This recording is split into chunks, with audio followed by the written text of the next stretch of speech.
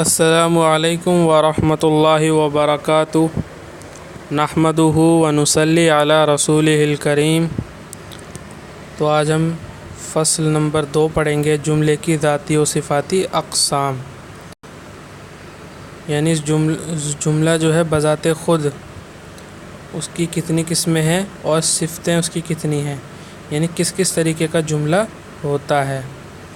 پیچھے آپ نے جملہ انشائیہ پڑھا تھا، جملہ انشائیہ کی کچھ قسمیں آئی تھیں۔ اس کے بعد جو ہے مرکب غیر مفید پڑھا تھا کہ مرکب غیر مفید میں بھی 3 چیزیں آئی تھیں، مرکب اضافی، مرکب بنائی اور مرکب مناصرف۔ ان تینوں کی میں نے آپ کو تعریف بتائی تھی۔ تو یہ یاد کرنے کی چیز ہے، جب میں یہ کتاب پڑھ رہا تھا اپنے استاد سے تو میں یہ ایک ایک صفحہ روزانہ یاد کر کے سنایا کرتا تھا۔ تو الحمدللہ اس یاد کرنے سے، کیونکہ زیادہ بار پڑھنا پڑتا ہے یاد کرنے کے لیے، تو کافی چیزیں جو ہیں جب ٹیچر سمجھاتے ہیں اس وقت کافی چیزیں کلیئر ہو جاتی ہیں، اور یاد ہونے کا اپنا ایک الگ فائدہ ہے۔ آپ جب پڑھیں گے آپ کو گرامر یاد ہونی چاہیے جس وقت آپ سینٹینس پڑھ رہے ہیں جس میں کوئی اعراب نہیں لگا ہوا۔ تو جب آپ کو گرامر یاد ہوگی تو تب آپ اس کو جو ہے اپنے حساب سے ڈالیں گے کہ یہاں پہ یہ زبر آنا چاہیے، زیر آنا چاہیے، پیش آنا چاہیے۔ یہاں سے اب تو تھوڑی بہت تعریفات ذکر کی تھیں، اور اب اصل چیز جو ہے یہاں سے شروع ہو رہی ہے، جملے کی ذاتی و صفاتی اقسام۔ واضح ہو کہ کوئی جملہ 2 کلمے سے کم نہیں ہوتا۔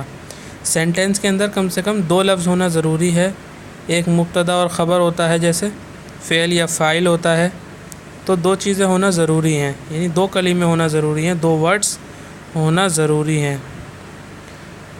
اچھا، یا تو وہ دونوں کلمے لفظوں میں موجود ہوں، یعنی دونوں کلمے جو ہیں ان پہ تلفظ کر رہے ہوں، انہیں پڑھ رہے ہوں، جیسے زیدن عالم۔ دیکھیں زیدن ایک الگ لفظ ہے اور عالم ایک الگ لفظ ہے۔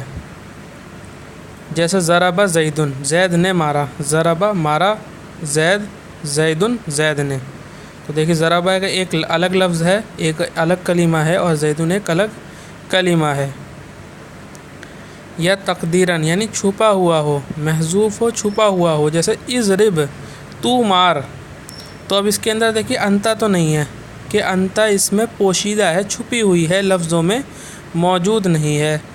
یعنی اضرب تو مار، تو تو کے لیے یا تم کے لیے ہم کون سی ضمیر لاتے ہیں؟ تو کے لیے انتا لے کے آتے ہیں، تو انتا تو ہم نہیں بول رہے اضرب انتا، بلکہ کیا کہہ رہے ہیں؟ اضرب تو مار۔ تو انتا اس کے اندر چھپی ہوئی ہے اضرب کے اندر، یہ کہنا چاہ رہے ہیں۔ جملے میں 2 سے زیادہ بھی کلمے ہوتے ہیں، یعنی کم سے کم 2 ہونے چاہیے، اس سے زیادہ کی کوئی تعداد نہیں ہے، کوئی گنتی نہیں ہے، کتنے بھی ہو سکتے ہیں۔ جتنا آپ بڑا سینٹینس بولنا چاہیں اتنا ہی اس کے اندر کلمے بڑھتے جائیں گے۔ جملے میں 2 سے زیادہ بھی کلمے ہوتے ہیں، مگر زیادہ کی کوئی حد نہیں۔ جب جملے کے کلمات بہت ہوں تو اسم و فعل کو اس میں تمیز کرنا چاہیے اور دیکھنا چاہیے کہ معرب ہے یا مبنی، عامل ہے یا معمول، اور یہ بھی معلوم ہونا چاہیے کہ کلمات کا تعلق آپس میں ایک دوسرے کے ساتھ کس طرح ہے، تاکہ مسند اور مسند الیہ ظاہر ہو جائیں اور جملے کے صحیح معنی سمجھ میں آ سکیں۔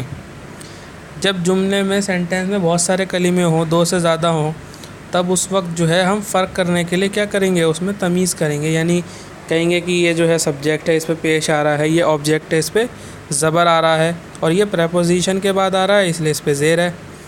تو اسے کہتے ہیں تمیز کرنا، فرق کرنا۔ تمیز کا مطلب فرق کرنا، جدا کرنا ایک چیز کو دوسری سے۔ ٹھیک ہے۔ معرب ابھی آپ آگے ہی پڑھ لیں گے، اس کے اندر تعریف معرب کی۔ معرب وہ ہوتا ہے جس پہ تنوین بھی آتی ہے، زبر زیر پیش بھی آتا ہے، جس لفظ پہ جیسے مکہ میں تنوین نہیں آ رہی تھی وہ معرب، سوری میں غلط تعریف بتانے لگ گیا آپ کو۔ معرب اسے کہتے ہیں جس پہ زبر زیر پیش میں سے کوئی حرکت آتی ہو، بدلتی ہو، اور مبنی اس پہ کہتے ہیں جس پہ کوئی حرکت نہ بدلتی ہو، جیسے ھذا فی ھذا الداری۔ تو دیکھیے ھذا پہ کوئی حرکت نہیں بدلی، ھذا رجل کوئی حرکت نہیں بدلی، ٹھیک ہے۔ ضرب زید ھذا کوئی حرکت نہیں بدلی، یہ مبنی ہے۔ خیر آپ آگے پڑھ لیں گے اسی کتاب میں اس کو۔ عامل، ابھی آپ نے عامل اور غیر عامل پیچھے حرف کے اندر پڑھا تھا، یعنی جو حرف جو ہے آگے والے لفظ پہ تبدیلی کر رہا ہے کچھ، تو کہیں گے یہ عامل ہے، اور جس چیز میں تبدیلی ہو رہی ہے، جس لفظ میں تبدیلی ہو رہی ہے اسے کہتے ہیں معمول، یعنی یہ عمل کرنے والا ہے اور اس میں عمل کیا جا رہا ہے۔ دیکھیے اس دونوں کا ترجمہ عاملہ یا عملو کا مطلب ہوتا ہے عمل کرنا، کام کرنا۔ اسی سے اس میں فاعل ہے عامل، اور معمول یہ اس میں مفعول ہے۔ عامل یعنی کام کرنے والا، معمول جس پہ کام کیا جائے، کیا ہوا۔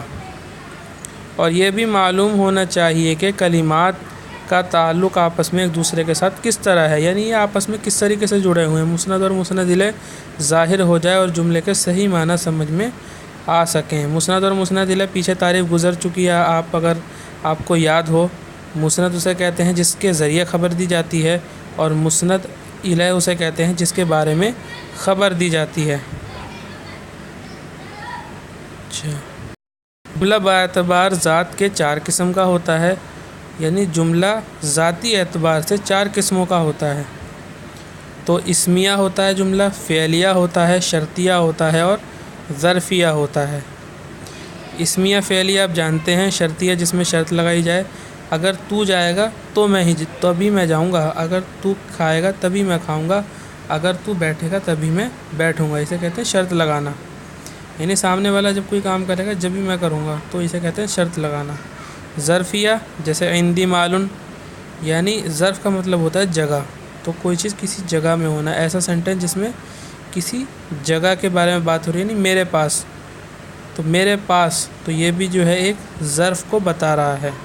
تو دیکھیے اسمیہ کی مثال دیتی زید قائم، فعلیہ کی مثال دیتی قام زید، شرطیہ کی مثال دیتی ان تکرمونی اکرمک۔ ظرفیہ کی مثال عندی مال، میرے پاس مال ہے، تو مال جو ہے کسی اسپیس میں ہی رکھے گا آدمی تو اسے ہی ظرف کہتے ہیں۔ تو یہ چاروں سینٹینس کی انہوں نے مثال دے دی۔ اسمیہ میں پہلے اسم آتا ہے، فعلیہ میں پہلے فعل آتا ہے، شرطیہ میں کوئی حرف شرط آتا ہے جس کے ذریعے شرط لگائی جاتی ہے، تو ان کے ذریعے شرط لگائی جاتی ہے۔ آگے پڑھ لیں گے آپ اسے، ان کو عندی، یہ عندہ جو ہے ظرف ہے، قرآن کریم میں عندہ کا بہت استعمال ہے، کئی ساری آیات ہیں، من عند اللہ، منہاج العربیہ میں بھی عندہ کا لفظ آیا تھا۔ یہ 4 قسمیں اصل جملہ کہلاتی ہیں، جملے کی اصل، جملے کی جڑ کہلاتی ہیں۔ یہ اصل جملے کی قسمیں ہیں، یعنی جملہ ان چاروں قسموں میں سے دائیں بائیں نہیں جاتا، ان چاروں قسموں کے اندر ہی ہوتا ہے، یہ کہنا چاہ رہے ہیں یہ۔ با اعتبار صفت کے جملہ 6 قسم کا ہوتا ہے۔ اب جملے کی صفات بیان کر رہے ہیں کہ جملہ جو ہے صفت کے اعتبار سے کن کن طریقے کا ہوتا ہے۔ ایک تو ہوتا ہے مبینہ، اسے مبینہ مت پڑھیے گا، یہ مبینہ ہے۔ ایک تو مبینہ بیان کرنے والا، جو پہلے جملے کو مبینہ باب تفعیل سے ہے، یہ بیانہ یبین تبیینا فہو مبین، باب تفعیل سے۔ آپ نے اگر علم سر پڑھا تو آپ کو معلوم ہوگا کہ یہ باب تفعیل سے ہے، جو پہلے جملے کو واضح کرتے، جیسے الکلمۃ علی ثلاثۃ اقسام، کلمہ 3 قسموں پر ہے۔ تو یہاں تک تو دیکھیے، آگے بول رہے ہیں اسم و فعل و حرف۔ اس مثال میں پہلے جملے کا مطلب صاف معلوم نہیں ہوتا تھا، ٹھیک ہے۔ اس کے بعد کہہ رہے ہیں کہ وہ کون سی 3 قسمیں ہیں، یعنی کلمہ 3 قسموں پر ہے، تو وہ کون سی 3 قسمیں ہیں۔ دوسرے جملے نے اس کو بیان کر دیا کہ وہ 3 قسمیں اسم، فعل یا حرف ہیں۔ یعنی پہلی قسم سے معلوم نہیں چل رہا تھا کہ یہ جو ہے الکلمۃ علی ثلاثۃ اقسام سے وہ 3 قسمیں کون سی مراد ہیں۔ آگے پھر اسی کو ذکر کر دیا، اسم و فعل و حرف، وہ اسم، فعل اور حرف ہیں۔ اسم کلمے کی 3 قسمیں آپ نے شروع میں پڑھ لی ہے، بس یہ عربی میں لکھا ہوا ہے۔ تو صفت کی ایک قسم ہوگی مبینہ،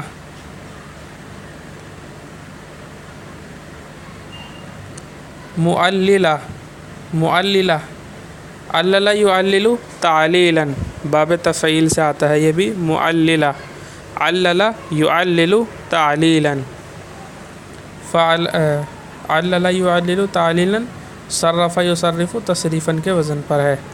جو پہلے جملے کی علت یعنی وجہ جو پہلے جملے کی علت بیان کرے، جیسا کہ حدیث شریف میں ہے، لا تصوموا فی هذه الایام فانها ایام اکل و شرب و بعال، مت روزہ رکھو، لا تصوموا مت روزہ رکھو ان دنوں میں، اس لیے کہ وہ کھانے پینے اور جمع یعنی مجامعت ہم استری کے دن ہیں۔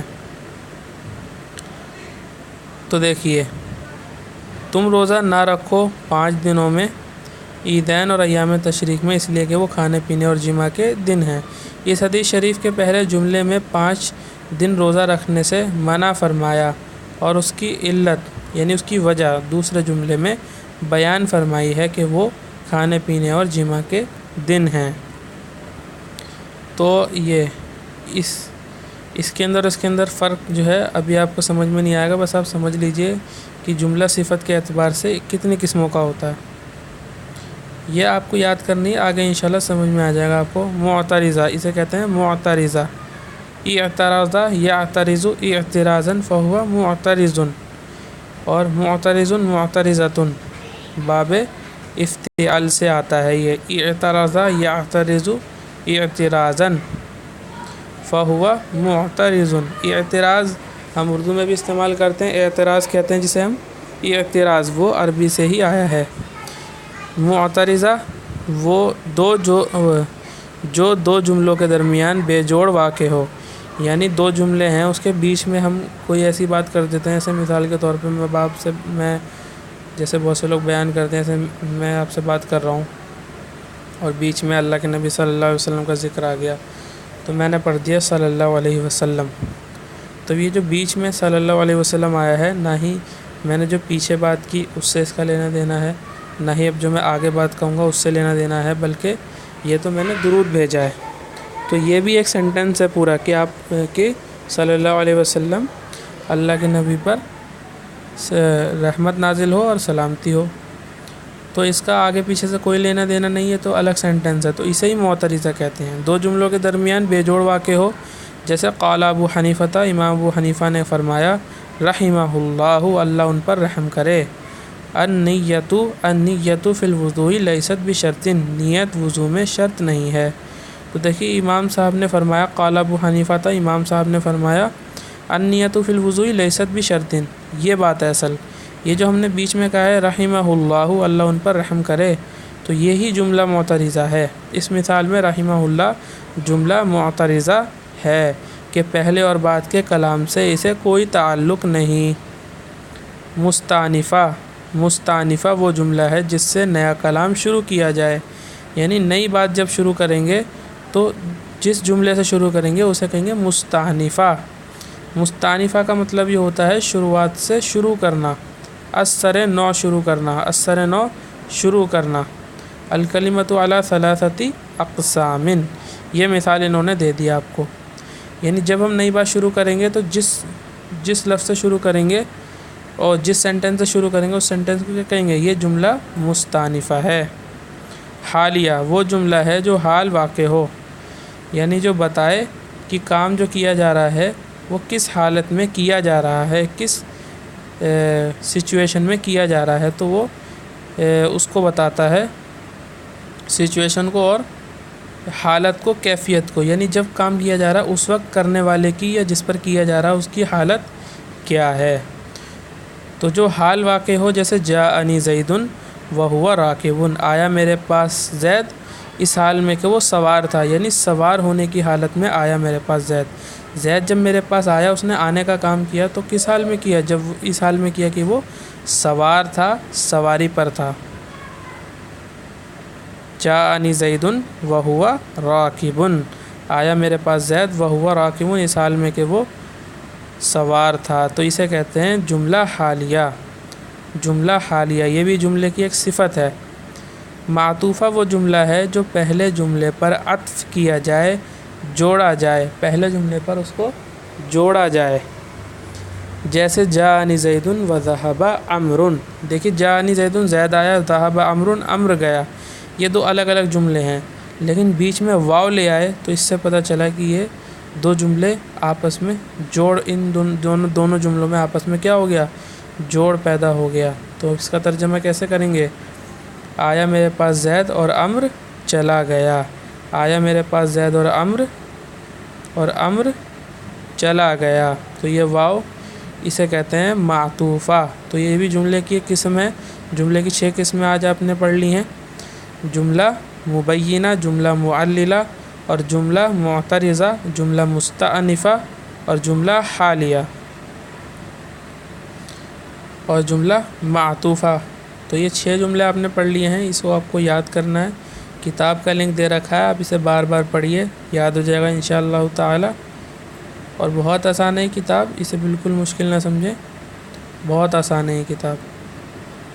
اسے آپ کا یہاں سے آپ کا کام شروع ہوتا ہے، آپ کو یاد کرنا۔ جتنا زیادہ آپ کو گرامر یاد ہوگی اتنا ہی آپ سینٹنسز کو صحیح پڑھیں گے، اور آپ کا شوق جو ہے وہ بھی اسی سے پتہ چلتا ہے کہ آپ کتنی محنت کرتے ہیں، کیونکہ یہاں پہ کوئی روک ٹوک پابندی یا پھر کوئی چیکنگ تو ہو نہیں رہی ہے کہ آپ پڑھائی کر رہے ہیں نہیں کر رہے ہیں، آپ کا شوق ہے یہ، تو آپ اسے ضرور یاد کریں۔ وآخر دعوانا ان الحمد للہ رب العالمین۔